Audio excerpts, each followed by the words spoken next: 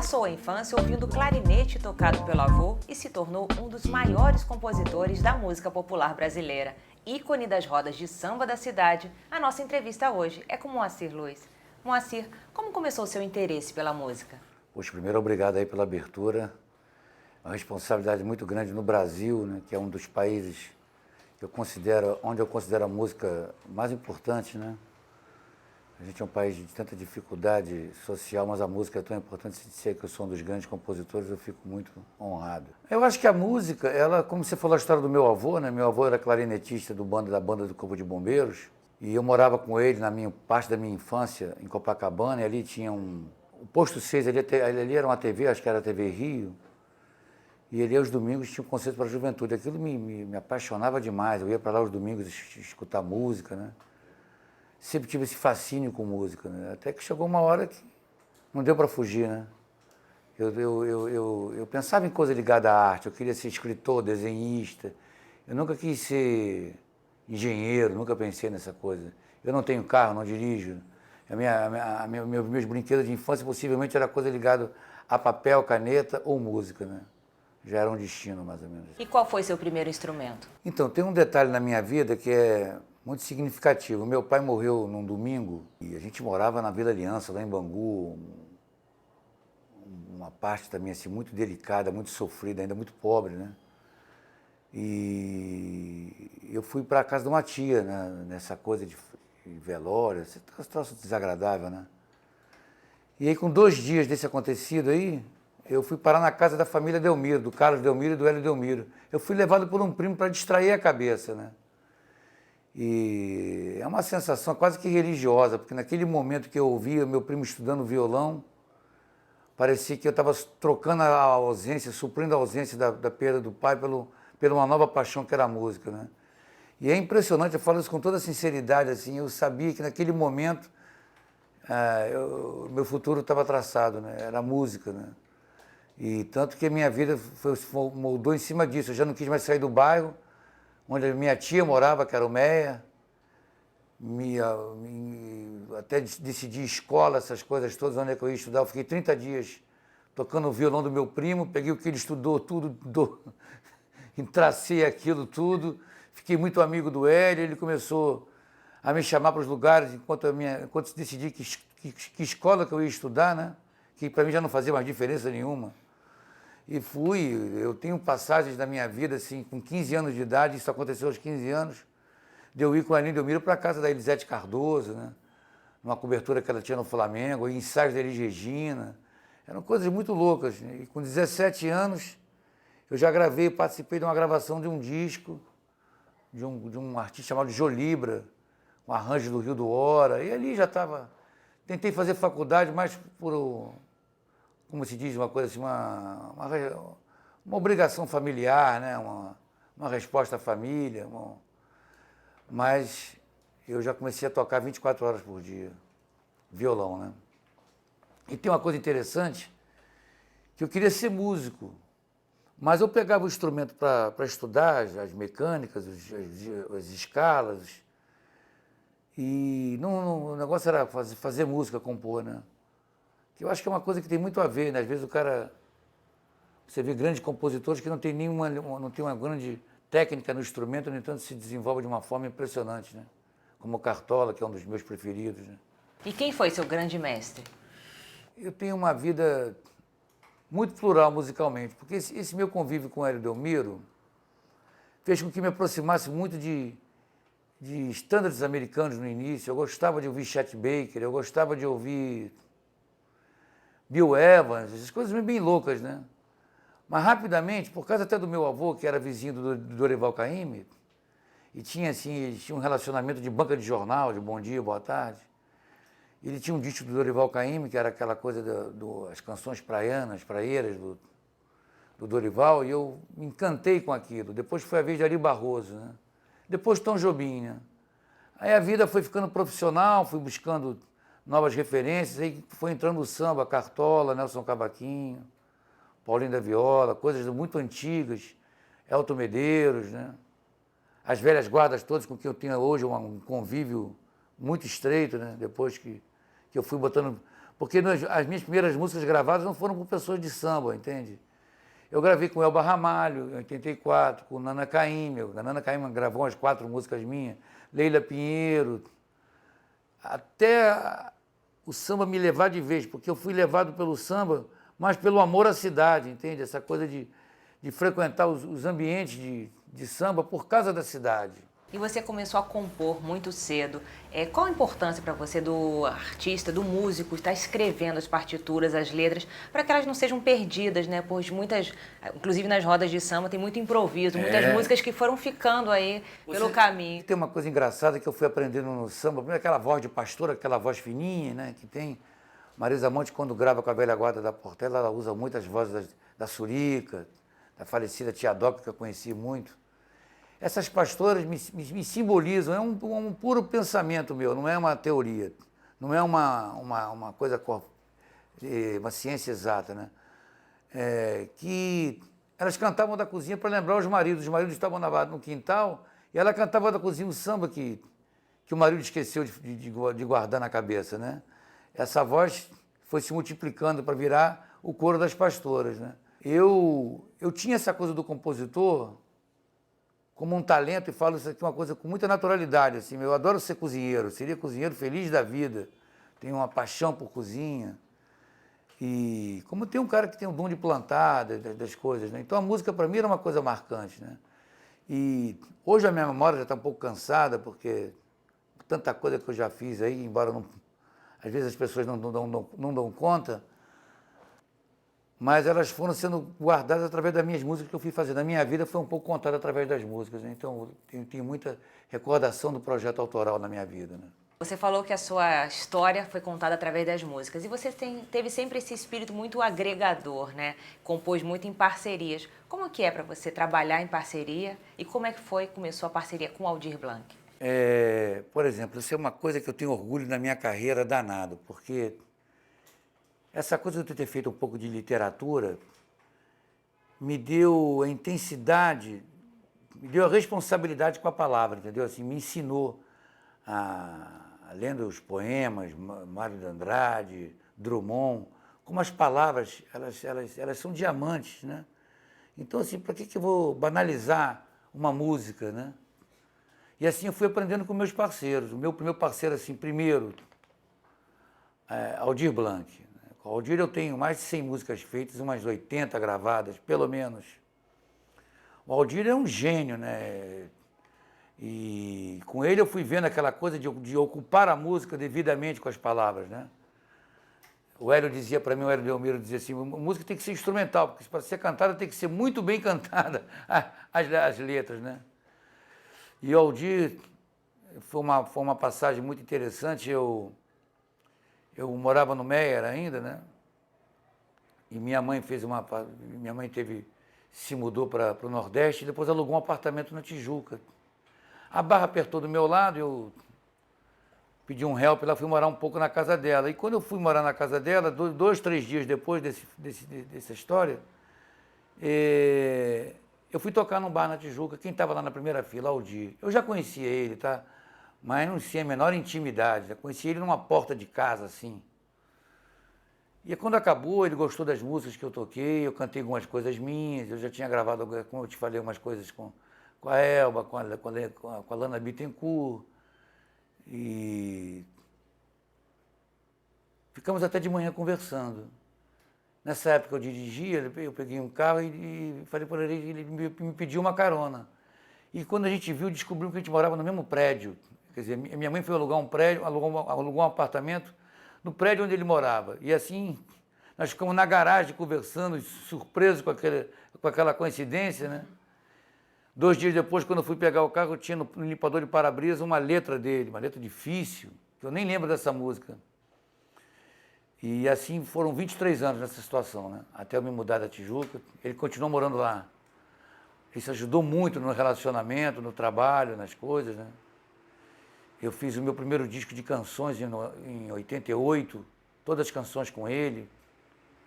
Músicas que depois foram sendo gravadas aos pouquinhos, pela Leni, pela Leila, pela Fátima Guedes.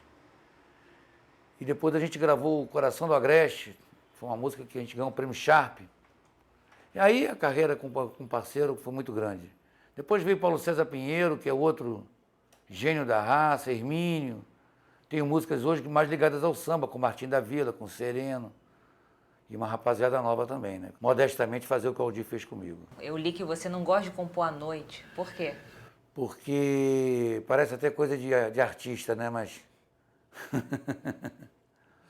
à noite me angustia muito, porque se eu não consigo deixar uma música pela metade pronta, entendeu? Ou eu faço ou eu não faço. Primeiro, o fato de compor, a tese que diz que está tudo na cabeça, eu acredito, né? Então a música já está na minha cabeça, eu tenho que saber como é que eu vou tirar ela da minha cabeça. Quando ela sai, ela tem que sair pronta. Se ela demorar muito é porque não serve, né? Você compõe para um artista específico ou compõe Então, livremente? porque quando eu tinha um sonho de ser apenas compositor, eu achava aquilo um luxo, né? Mas viver de direito autoral no Brasil é uma utopia parecida com outras tantas, como viver de literatura.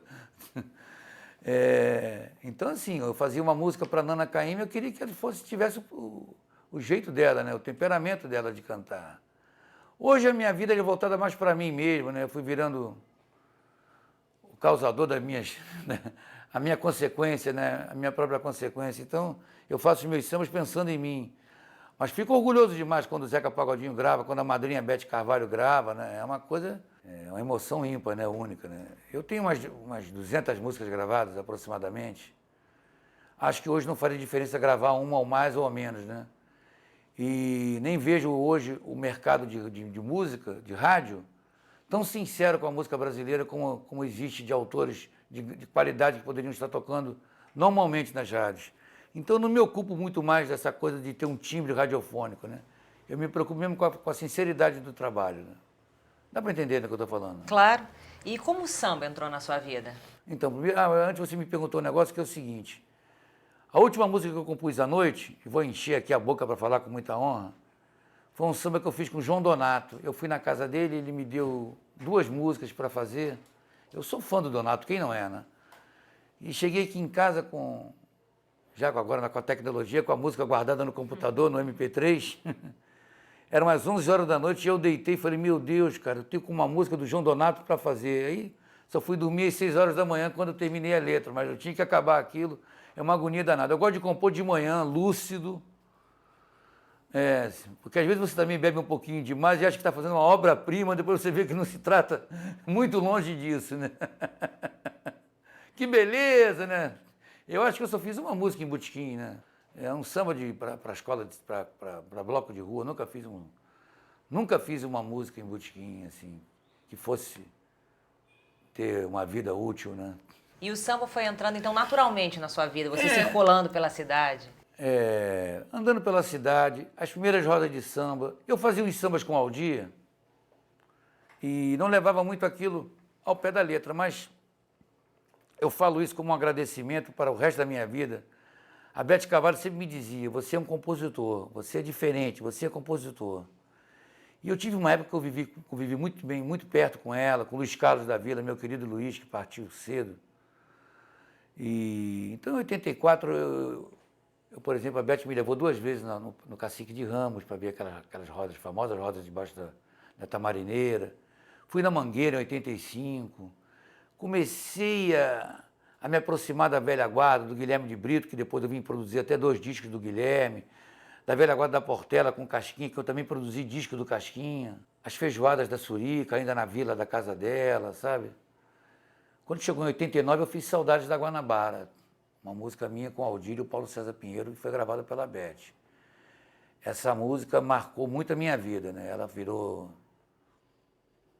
um ícone no meu pensamento de inspiração, né? Porque todo mundo fala que Saudade da Guanabara é um hino não oficial do Rio, e surgiu esse comprometimento, para mim, muito bom, que é falar sobre o Rio de Janeiro nas minhas músicas. Eu devo ter não sei quantas músicas gravadas falando do Rio, eu tenho um disco que eu gravei só de poemas que eu musiquei falando sobre o Rio, A Sedução Carioca do Poeta Brasileiro. Escrevo aos domingos para o jornal O Dia, só falo de Rio de Janeiro, né? E aí, quando eu vi, eu estava com os 2 pés no samba, né? Já disputando samba enredo na Mangueira, dar aula dos compositores da Vila Isabel, música com o Martinho, gravando com o Zeca, fazendo show com o João Nogueira. O negócio foi virando e hoje a minha vida é toda essa história, né? E hoje você é um grande incentivador dessa nova geração, principalmente nas rodas de samba da cidade. Qual a importância que as rodas de samba têm para a cidade? Então, eu acredito que, primeiro, a cidade do Rio de Janeiro, ela pede esse tipo de interferência, né? De relacionamento, de interação, né? O Rio é uma cidade que tem uma parte de praia muito forte, que é visível e é notada por turistas e tal, mas tem um outro lado do túnel, a Zona Norte, onde a história de roda de samba já vinha há muito tempo, né? Eu não fui na roda do Arlindo Cruz, que é do Alindim, mas sei que era uma roda muito importante. A Tia Doca eu cheguei a frequentar, e outras rodas de samba muito importantes que teve aí. Até que em 2005, eu criei de uma forma muito espontânea, nada planejado, o Samba do Trabalhador. E era tão espontânea, tão sincera esse evento, essa manifestação, que a gente começou. O nosso samba era segunda-feira, 2 horas da tarde. Era para ninguém ir, entendeu? Era um samba do trabalhador, é um músico, né, que toca fim de semana. Então eu chegava lá segunda, sentava com os amigos, né? Batia um papo, mostrava música nova, e fazia uma roda de samba, uma comida, que é uma boa maneira de criar a parceria, os compadres, né? Só que não sei o que aconteceu. Com um mês aquilo já tinha 1000 pessoas. Hoje, 8 anos depois, a última semana, teve mais de 1000 pessoas, entendeu? Estamos agora com o segundo disco, segundo DVD, segundo CD, dessa vez todo em cima das minhas músicas, que acabou ganhando uma moldura, uma leitura mais popular, com as pessoas conhecendo o repertório, cantando em volta, né? Quem tiver acesso ao disco vai ver que trata-se de uma coisa assim, bem mesmo roda de samba, né? A gente gravou com as pessoas quase aqui na nuca, né, da gente, né? E a gente já acabou virando documentário no mundo inteiro. A gente já fez documentário para o Japão, para a Austrália. Onde é que já se viu um negócio desse, né? Vocês chegaram até a exportar, né, para São Paulo? Ah, São Paulo é um lugar que a gente já fez show com o Samba do Trabalhador várias vezes em São Paulo, várias vezes em Belo Horizonte, em Manaus. A gente recebe ônibus que vem de pessoas de... Outra vez vieram 40 pessoas da França para umas aulas de percussão e terminaram lá no Samba do Trabalhador. Tanto que acabei fazendo 2 shows na França por causa disso. E você também foi um dos fundadores do Bloco de Carnaval, Nem Muda Nem Sai de Cima, aqui da Tijuca, que na verdade mudou um pouco o carnaval de rua da Tijuca. Queria que você falasse um pouco da importância dos blocos para a cidade e como você vê hoje. Então, esse bloco ele surgiu em 94, tá? Eu era, como sou até hoje, um fã ardoroso do Simpatia Quase Amor. Inclusive, eles me dão um prestígio danado, que nos últimos anos eu tenho aberto desfile cantando Saudades da Guanabara lá em cima do carro. E a gente brincava muito que a Tijuca parecia um deserto no carnaval, né? Metade não gostava de carnaval e a outra metade ia para a região dos lagos, né? Então ficava aquele negócio assim, passava um fantasma ali na Conde de Bonfim e arredores, né? E eu não me conformava muito com isso, né? Por uma coincidência absurda, a gente fez esse bloco surgiu lá da minha casa, com o Aldir, meu parceiro da rua, da Garibaldi, botando seu prestígio, seu nome junto com a gente ali. E estava havendo um embate com Simpatia, e alguém fez uma brincadeira, vamos para o Nem Muda, no bloco lá do Moa, do Aldir e tal. E também aconteceu um inesperado, daqui a pouco veio o Jornal Nacional para saber o que estava acontecendo na Tijuca. E eu briguei muito para que o bloco não fizesse paródias, fizesse críticas. Eu queria que despertasse para as questões do bairro, né? Então a gente homenageou Paulo Emílio, compositor da Tijuca, Zagalo, Vavá, todas as coisas ligadas ao bairro, né? Bom, aí depois virou, já é um filho que já foi aí, já com vida própria, né? Eu acho que hoje inverteu, né? Eu, por exemplo, quando eu ia para o Bola Preta, a minha vontade era beber de manhã cedinho, não tinha essa coisa, não tinha ninguém no Bola Preta, 90, 80 e pouco. Eu ia lá porque era 7 horas da manhã, achava aquilo bacana, o bloco dava uma voltinha na quadra ali e ia embora. Hoje tem 2 milhões de pessoas, né? Você tem que ir, quando chegar lá na Antônio Carlos, você já não consegue mais encostar no bloco. E eu acho que a culpa é de todos nós. A gente criou essa história bacana do Rio de Janeiro.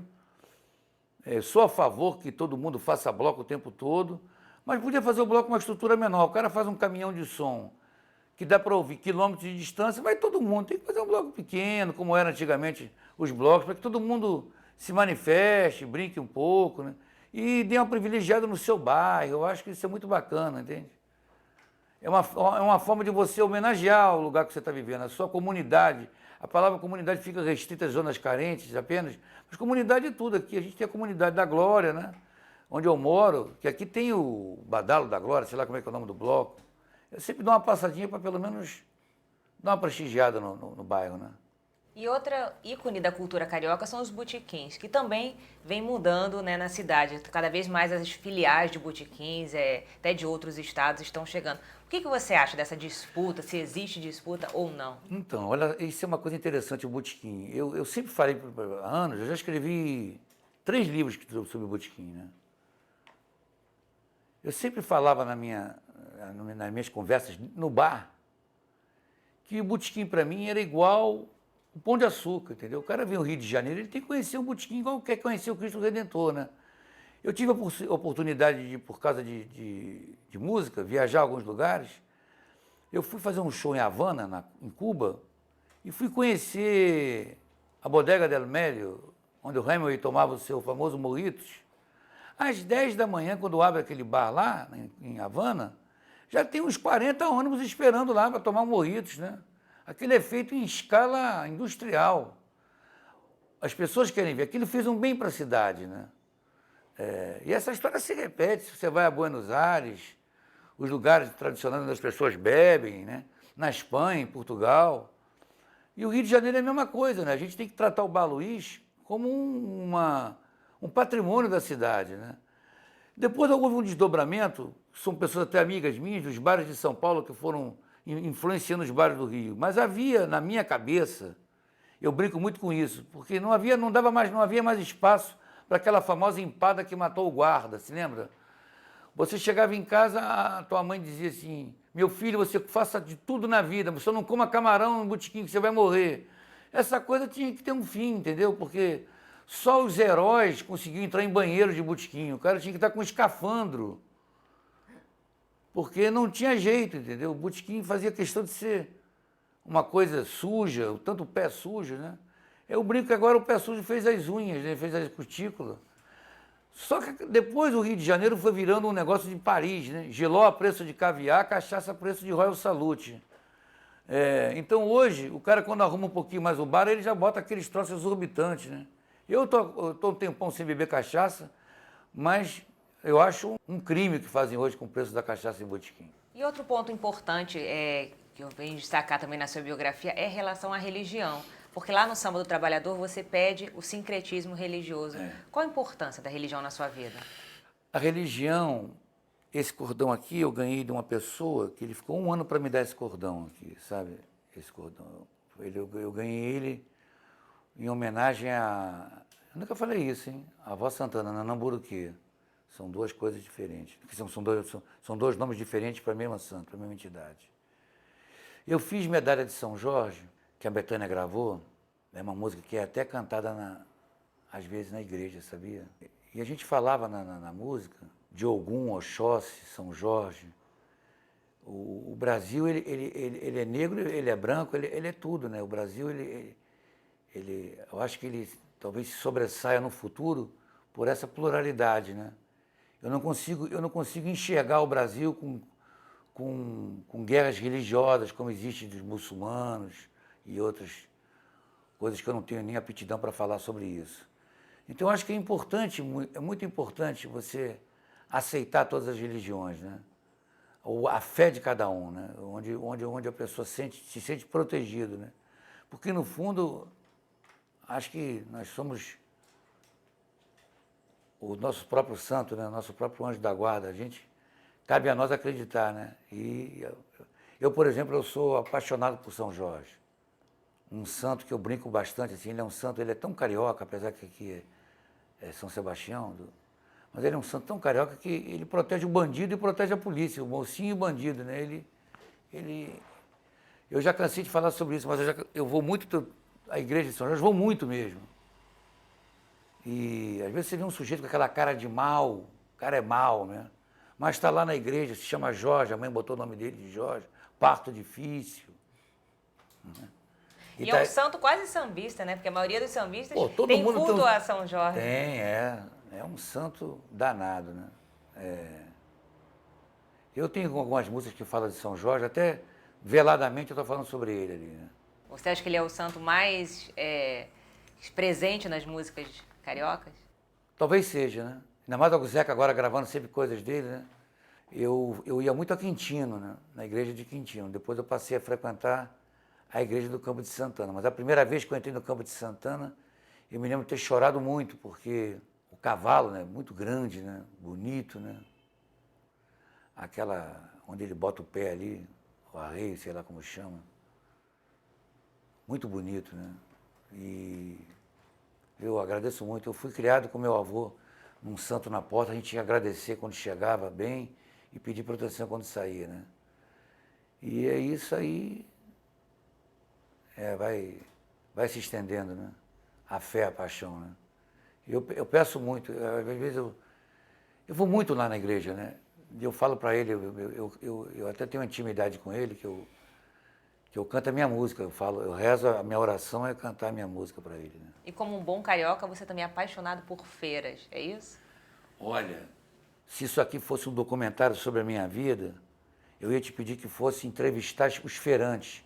Eu vou à feira de tudo que é bairro. Se eu passar na rua, andando numa feira, eu paro, vou olhar o que tem na feira, né?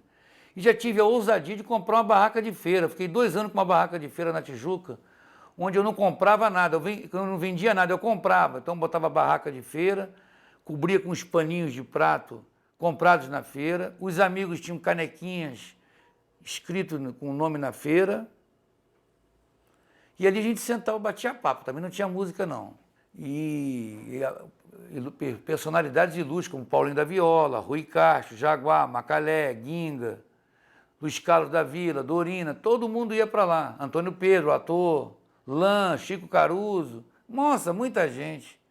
E a gente ficava ali comendo na feira. A feira tem um colorido, né? Eu, quando tenho a possibilidade de viajar para fora, assim, você vai naquelas feiras, eu tive outro dia numa feira, né, em Roma, eu fiquei pensando, me deu vontade de voltar para o Rio, porque o colorido das frutas, né, os peixes, né?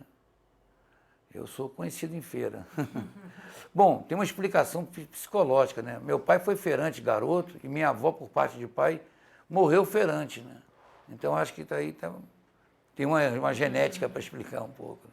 Bom, Moacir, e para finalizar, eu gostaria que você cantasse e tocasse pra gente uma música que não pode faltar nas rodas de samba. Se você não tocar, o público reclama. Vou cantar. O samba chama Saudades da Guanabara.